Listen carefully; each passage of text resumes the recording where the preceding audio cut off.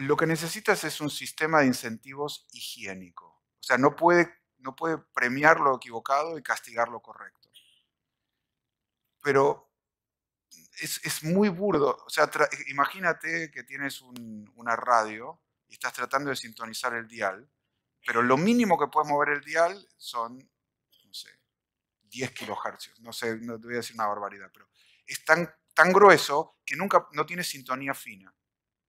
No sé si se acuerdan, bueno, yo estoy viejito, pero yo me acuerdo de los televisores cuando era joven, tenían el cambiar de canal, pero después tenían una cosa que se llamaba para sintonía fina. Nunca lo entendí por qué, pero había dos diales. Uno era, y el canal hacía clic, clic, clic, porque enganchaba cada tanto, pero una vez que enganchabas el canal, igual había, ahora eso se hace electrónicamente, pero cuando era chico todavía televisión blanco y negro. O sea, parece la prehistoria, televisión en blanco y negro. Había dos canales de televisión en Argentina y ni tenía dibujitos para chicos.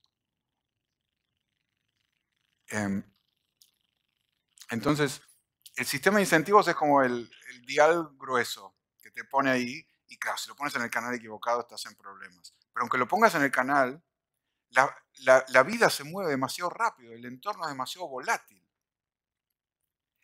Entonces, mi preferencia, no, yo no me ocupo de esos sistemas de consultoría, es útil, se puede hacer, pero hay mucha competencia para eso, porque está lleno de tipos que dicen, yo te voy a diseñar el sistema de incentivos con stock options y compensación variable y compensación fija y bienes y programas de esto y de lo otro y bla, bla, bla, bla, bla. Y está bien, o sea, todos sirven más o menos, pero ninguno resuelve el problema.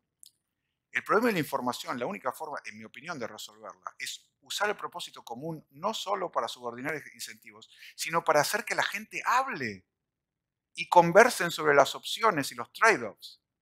Entonces, si ves mi libro, El escalamiento limpio, es la idea justamente de evaluar a las personas por su habilidad de discutir el impacto diferencial que distintas opciones tienen en el objetivo sistémico, porque nadie sabe, usa la metáfora de los ciegos con el elefante, nadie sabe cómo se ve el elefante, pero todos están tocando una parte del elefante. Entonces, toda la parte de diálogo y de conversaciones difíciles que escribió en Conscious Business son la manera de discutir, bueno, si hacemos esto, ¿qué va a pasar? ¿Y tú qué crees? ¿Y por qué? Y ahí también hay que subordinar el ego, porque cuando eres un nowhere, un sabelo todo, no, tenemos que hacer esto, además de los incentivos externos, está el incentivo del ego, que es imposible de resolver. No hay ningún sistema de incentivos que te cancele el ego. La gente opera mucho más por ego que por dinero. Entonces, todo el material de Conscious Business también es una forma de reducir la fuerza que tiene el ego para buscar el propio valor, el valor individual, y verse, aún con una transformación del ego, como parte de un equipo y que lo que a mí me da orgullo, lo que a mí me hace sentir bien, es el funcionamiento del equipo como un todo.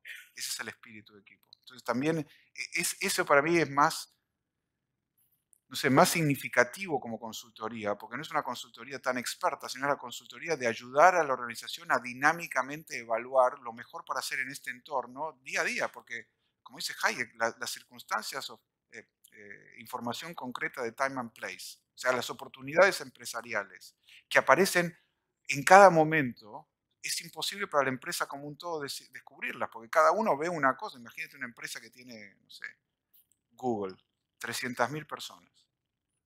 Cada una de esas personas está viendo algo que las otras 299.999 no ven. Algunas ven algo muy pequeñito, pero pueden ver una oportunidad que los otros no ven. ¿Y cómo haces para que la aprovechen? Porque la oportunidad esa le va a hacer un bien a Google, pero va a requerir un poco más de esfuerzo de ellos.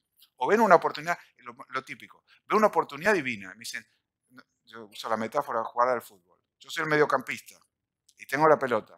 No sé si ustedes jugaron cuando eran chicos, pero todo el mundo levanta la mano. Yo estoy acá. Y los atacantes, no, acá, pasa, haceme el pase. No, y el otro, yo.